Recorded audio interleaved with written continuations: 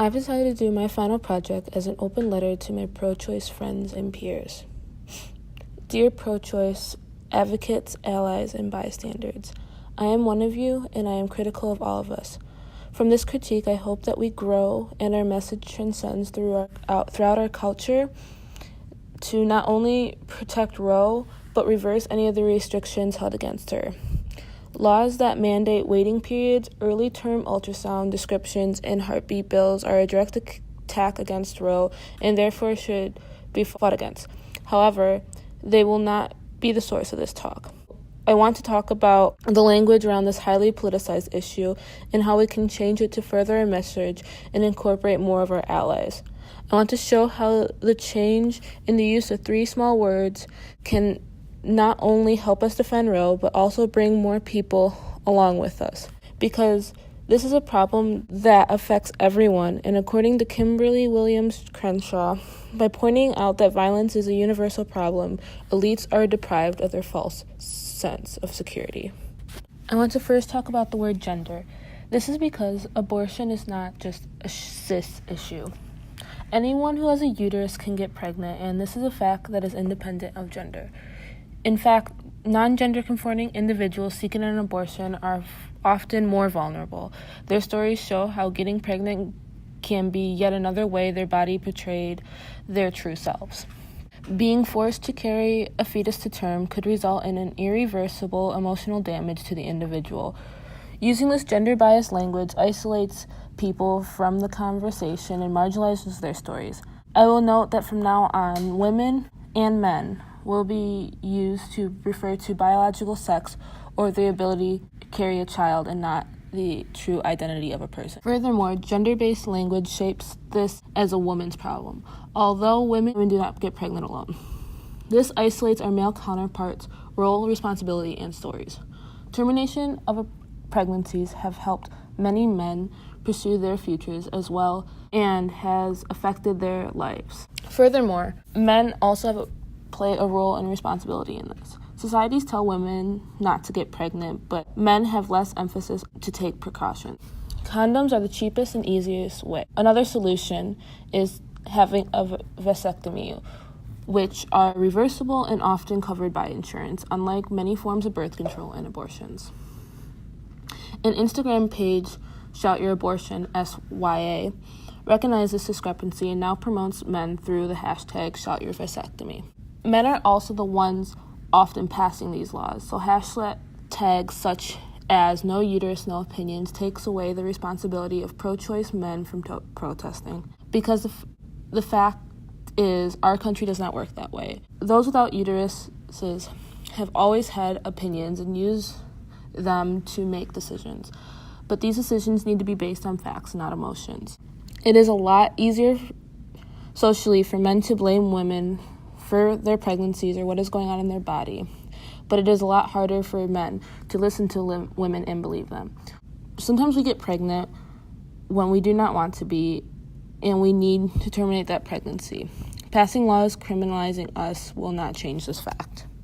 Governments want to control our reproduction because we supply their soldiers. According to the Stanford Encyclopedia of Philosophy, following the loss of life in the war, motherhood became a concern of the state and a public duty, end quote.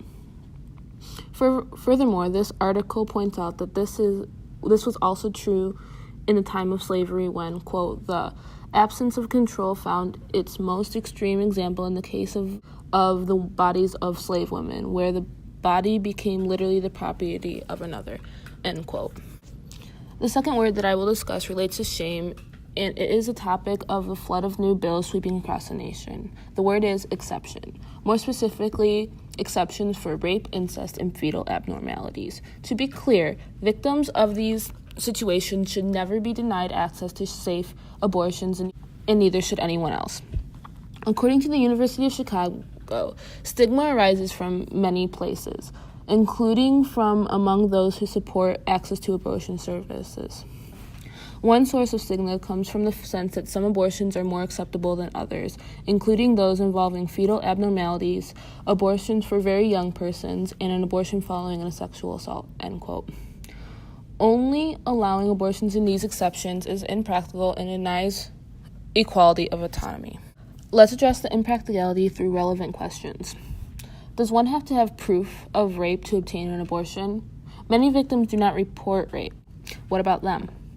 Courts are also historically against victims. I'll thank Alabama for this one. New laws propose that doctors would receive longer sentences performing an abortion than rapists. Can a woman just say she was raped without proof to obtain an abortion, or file a report without proof? Does this not raise an ethical issue? You may think I'm exaggerating proposing this, but in the 60s they had something called therapeutic abortions, and all a woman had to do was say she was going to kill herself in order to obtain an abortion. No proof was needed, and if the statement was true, no suicidal intervention was conducted after. Also, these exceptions, while important, do not afford everyone equal autonomy. If we are striving for equality in our society, we cannot give some people autonomy and not others.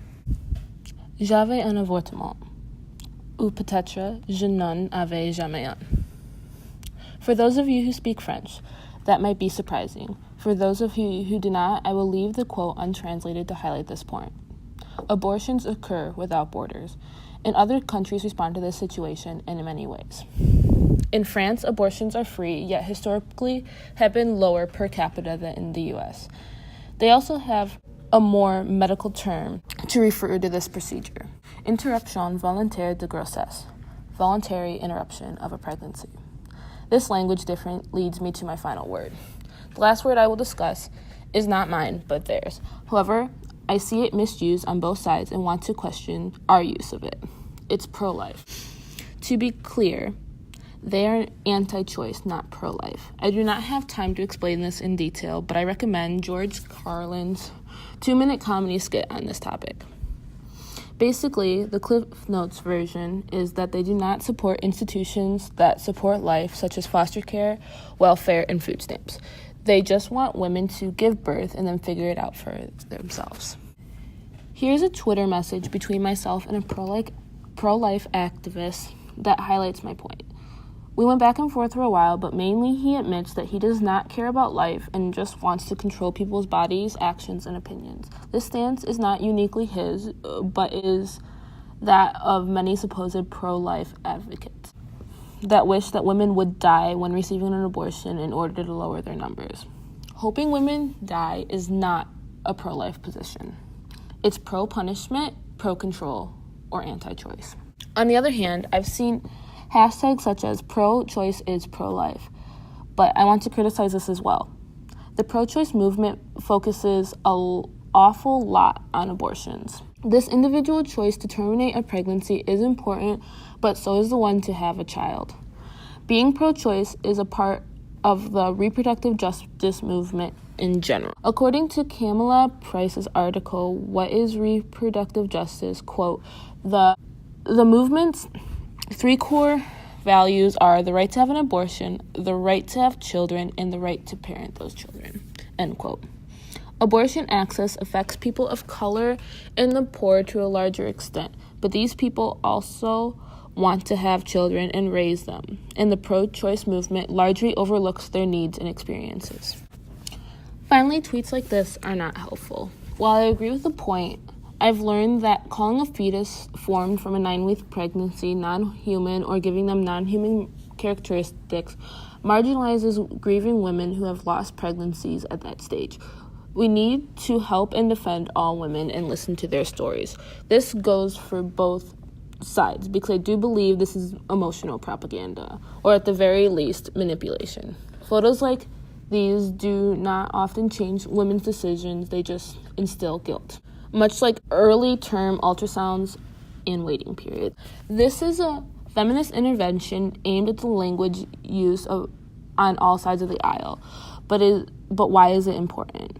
Because, quote, criminalization responses not only fail to reduce gender violence, but actually expand gender violence, end quote.